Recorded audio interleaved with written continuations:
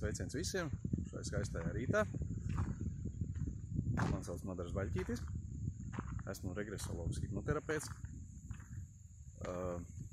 Mācījos Amerikas hipnozes akadēmijā pie labākā hipnoterapeita un viņa komandas.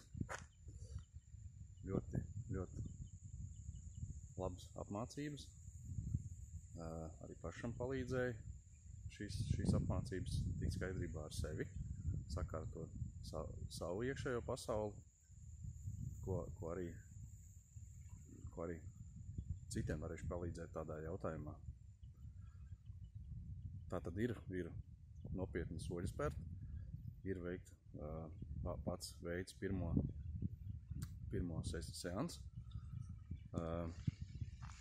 Noritēja mazliet satraukumā un tādā veidā, bet pamat lietas tika, manuprāt, veiksmīgi. Tiks galā, vēl ir jāpapēta video, jāpaskatās pašam, kā ir. Otra sesija bija ar guntas, ar smēķēšanas atmešanu. Tātad palīdzēja atmest smēķēšanu. Un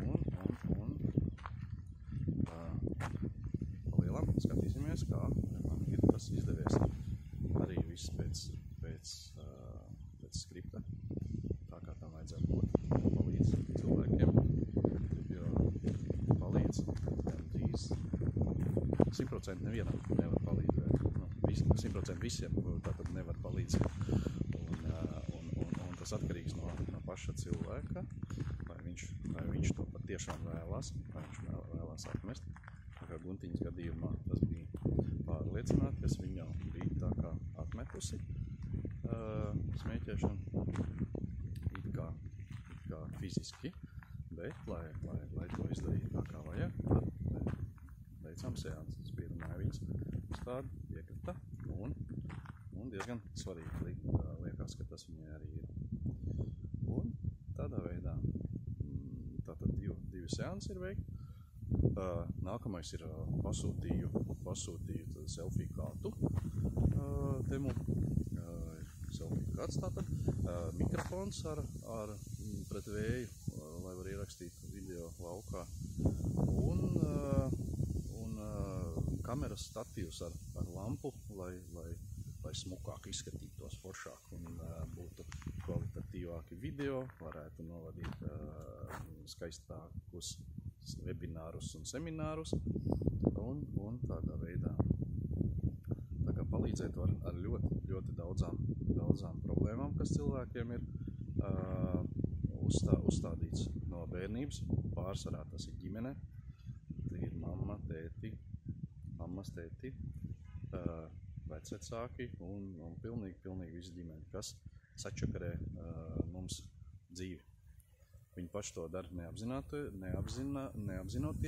ka viņi to dara, jo viņiem pašiem ir audzināšanas procesā visas tās pašas programmas, kas postpadomju telpā. Visiem, var teikt, ir problēmas vienādas, līdzīgas. Neteiksim vienādas, katrs gadījums ir individuāls, bet tātad problēmas ir līdzīgas visiem. Un ko var darīt? To var palīdzēt novērst vairāk, lai nebūtu tās sliktās programmas un bloki, kas ir cilvēkam uzstādīti, viņus var noņemt, strādājot ar zemapziņas. Tas ir zemapziņas līmenī, lai to varētu izdarīt. Tātad mācīšos, došos tajā virzienā un to tātad apgūt, lai pēc iespējas vairāk cilvēkiem varētu palīdzēt šajā jautājumā un lai viņi beidzot justos brīvi. Cilvēki domā, ka ir brīvi, ka viņi ir paši gudrākie, kroņi galvā ir tā un tā, bet reāli tas dabā tā nav. Un tie kroņi ir jānovelk un jāsaprot, ka kaut kas nav kārtībā ar apkārtējo pasauli. Bet tā, faktiski liekas, ka tā nav kārtībā ar apkārtējo pasauli, bet tas ir vaina paša iekšējā cilvēka pasauli, kura nav sakārtota. Un mēs brīnamies, kādas tik mēs lietas nedaram, ko mēs nevaram izdarīt, kāpēc mēs netiekam dzīvē uz priekšu un tā tālāk un tā tālāk. No tā veidojās pieprasījumi pie hipnoterapeita.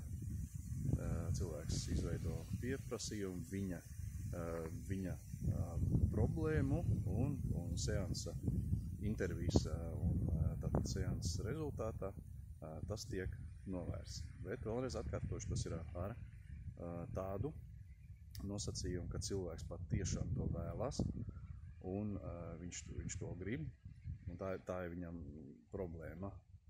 Un tad ar to var strādāt, jo tas ir darbs 50 uz 50, tad 50% paveic hipnoterapeits un 50% paveic pats cilvēks, teiksim, pacients, kuram tas tiek darīts. Tad nav tā, ka tīri kā dāvana, tas tiek tā ielikts, bet ir pašam arī jāpiestrādā un jāgrib to. Bet visumā tas notiek ļoti viegli. Cilvēkiem ir aizspriedumi ļoti par pašhipnozi, ka īsti nezin, ko tas nozīmē, ka paprasa vai zin, kas tas tāds ir, kas ir hipnoze, jā, zinu, un ka paprasa dziļāk, tad īsti jau nezinu. Tas ir tikai tas, kas ir kaut kur sagrābstīts pa televizoru, kaut kas redzēts un tālāk skaidrības nav. Tas viss tiek